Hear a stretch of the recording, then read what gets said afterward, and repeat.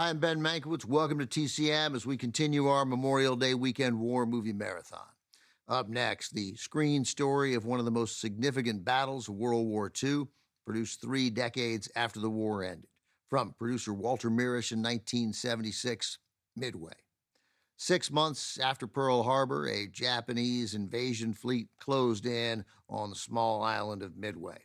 Their plan was to capture the island and in the process take out another big chunk of the U.S. fleet. The problem with the Japanese plan was that the U.S. fleet was ready and waiting, thanks to American code breakers who figured out the time and place of the attack.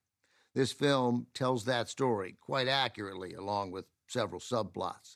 This large and impressive cast features a roster of international stars, among them James Coburn, Glenn Ford, Toshiro Mifune, Robert Mitchum, Hal Holbrook, Cliff Robertson, Robert Wagner, James Shigeta, even Tom Selleck in a small role. The main stars are Charlton Heston, playing a fictional Naval Air Wing commander, a composite character made up from several members of Admiral Chester Nimitz's staff. And then there's Henry Fonda as the real-life Admiral Chester Nimitz. For Fonda, this was territory he knew firsthand. Fonda enlisted in the Navy in 1942, just 2 months after the Battle of Midway, putting his successful Hollywood career on hold to do his part for the war effort. He certainly could have avoided serving. Henry Fonda turned 37 years old in 1942, but famously said, "I don't want to serve in a fake war in a studio." After receiving his commission, Fonda served in the Pacific, where he assisted in the planning and execution of air operations, including 2 campaigns on Iwo Jima. For his involvement in those campaigns, Lieutenant Henry Fonda was awarded a Bronze Star.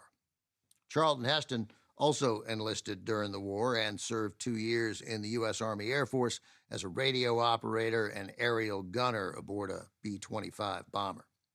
Midway was produced with support from the U.S. Navy, which even let the production use a World War II aircraft carrier, the USS Lexington. Heston was in his element filming on board the Lexington, saying, "I even did several carrier landings and takeoffs."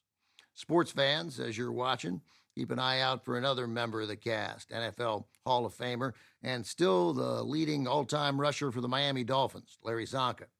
He makes an uncredited cameo as a Navy commander and proves he was a much better football player than actor.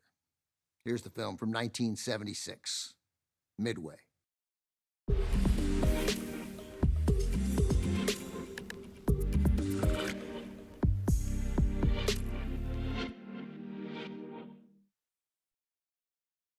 Midway, directed by Jack Smite, was one of a handful of films from the 1970s that made use of a new surround sound process called Sensurround. The technology was developed for the 1974 disaster movie Earthquake.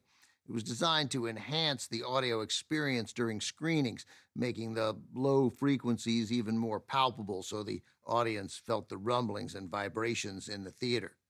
The movie was shot by Harry Stradling Jr., who was already a 2-time Oscar nominee for his work on 1776 and The Way We Were.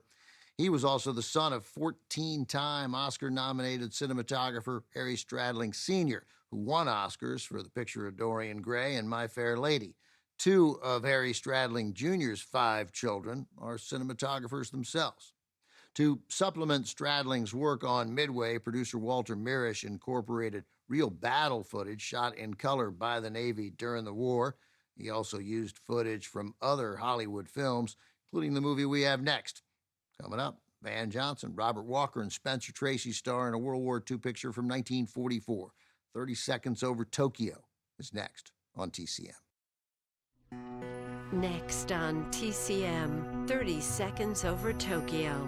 Then The Hook, and later The Hasty Heart. Home is where TCM is tonight.